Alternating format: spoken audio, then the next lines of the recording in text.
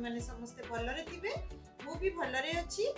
Happy Diwali, happy Dhanteras. आज धनतेरस आउ तो चलंतु देखिबा मोर सकाळे केमिति मु ठाकुर को पूजा कली तापरे मु ब्रेकफास्ट बनेबी। आउ ब्रेकफास्ट रे आज मु पिठा करिबी आउ गोटे भजा बनेबी। तापरे मु आज धनतेरस पई गोटे स्पेशल मिठा तैयारी करिबी कालाकांद, बहुत ही टेस्टी। तो चलो तो फ्रेंड्स एबे हमें स्टार्ट करबा हमर मॉर्निंग रो ब्लॉग। मु एठी फुलकोबी, मूला, आलू, बीन्स काटी के रखी छी फ्रेंड्स भाजीबी। आउ एठी मु पिठो बाटी के रखी छी कालीठू ताकू मु पिठा बनेबी। तो आगे मु भजाटा बसई नउची, तेल दबा, एठी जीरा दबा, गोटे कंचा लंका पकेबी।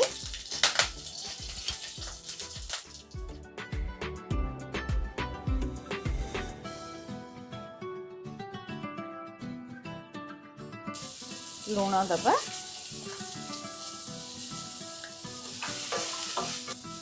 देखिए तेल देवी,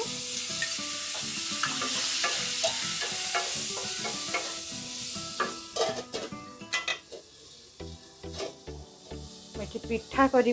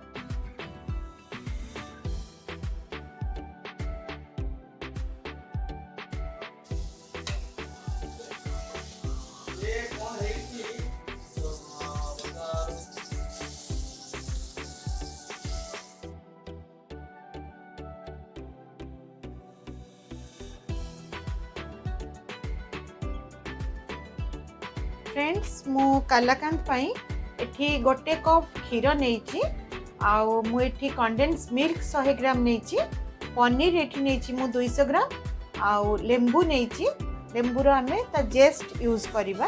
तो एठी क्षीर देबी गोटे कप।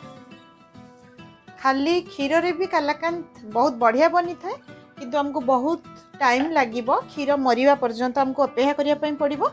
सेति पई जेमति आपन को सहज रे आउ मु एठी क्षीरटा को फुटीबा पई देबी, आउ फुटिला परे हमें ता परे यूज करिबा। मु एठी क्षीर नेइची आउ पनीर नेइची, काहे कि ना हमर शीघ्र शीघ्र हे जिवो, हम पाखरे एते टाइम नाही, तेनु बहुत शीघ्र एटा तयारी हे थाए। तो एठी मु एठी पनीर जे नेइची ताकू हमें गोटे कद्दूकस रे कोरी दबा।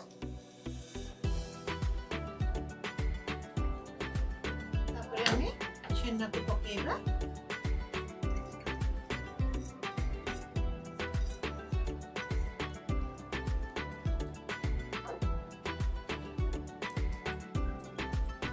छेना को टिके एमती दाबी देबे।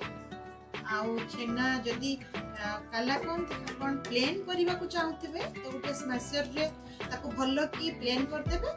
आ जदी दाना दाना करी की कालाकांद खाइबा पई चाहथिबे तो हमर एमिति खाली जोटर आप करूथबे ताको टिके एमिति चापी देबे।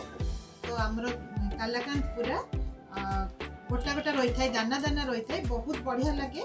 आउ कंडेंस मिल्क केबे भी फास्ट रू यूज करी देबेनी, सेटा एटा हमर हेला परे छेना का भलो की हे गला परे ताको यूज करिबा। तापरे मु एठी देखंतु रखी छी, मु एठी काजू आउ आलमंड पिस्ता को पूरा छोटा छोटा काटी की रखी छी, ताको हमें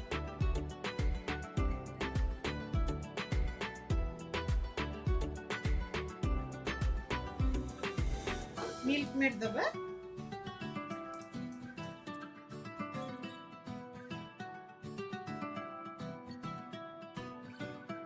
जदि आपण बिना मिल्क मेड रे करबा को चाहूथिबे तो आपण ए समय रे चीनी यूज करि परिबे।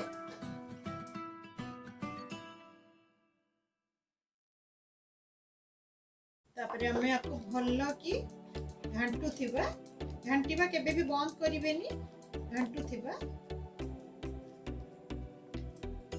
जेते पर्यंत हमर थिकनेस आसी न जाई छी हम एमती घांटीबा।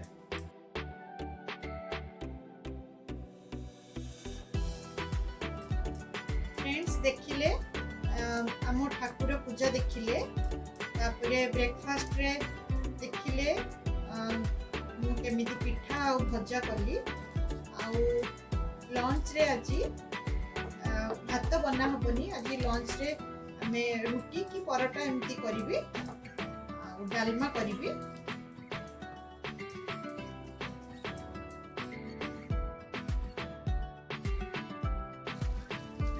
एठी गोटे टेबल स्पून वेनिला एसेंस देबी, आपण एठी गुजराती रे गुंड भी दे परिबे।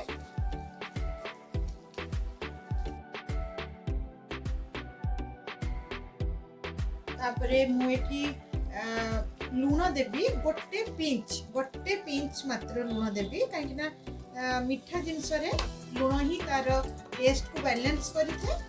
एठी गोटे पिंच अधिका देबेनी। तापरे एठी मु गोटे टेबल स्पून गुआ घी देबी, देसी घी। घीटा मस्ट देबे, काहे ना हमर कलाकांत को बांधिबा पई घीटा निहाती जरूरी पकेबा। तापरे मु गोटे लेंबू नेइची, लेंबूर जेस्टा में ता ऊपर चोपाटा को हमें टिके पूरी की दबा, तो बढ़िया फ्लेवर आस्था है फ्रेंड्स।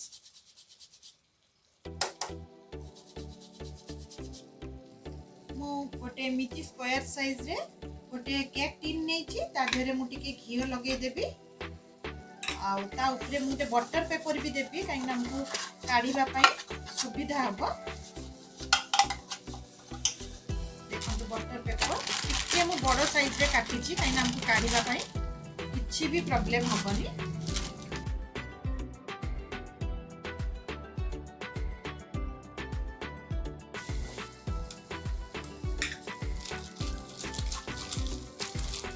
भल्ला की घी लगे देबा।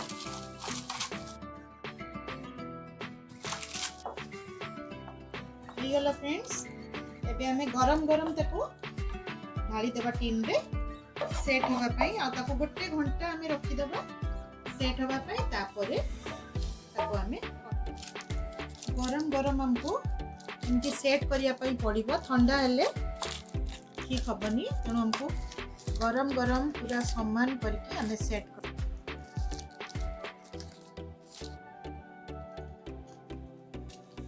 ऊपर हमें टिके टिके पिस्ता दे देबा।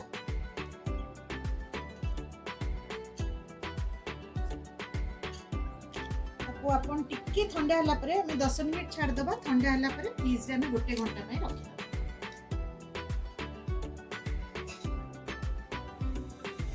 एठी देखंतु फ्रेंड्स, झियो हमर गुड़िया रंगोली बनौची, ता रंगोली केमती हेची निहाती मते कमेंट बॉक्स रे कमेंट दे जणैबे।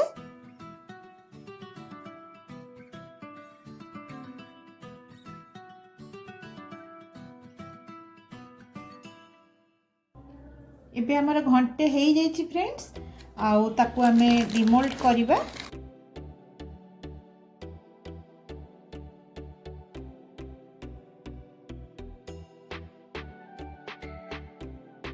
कि सुंदर हेइछि हमर कलाकार, ताकू हमें एबे केयरफुली कट करिबा।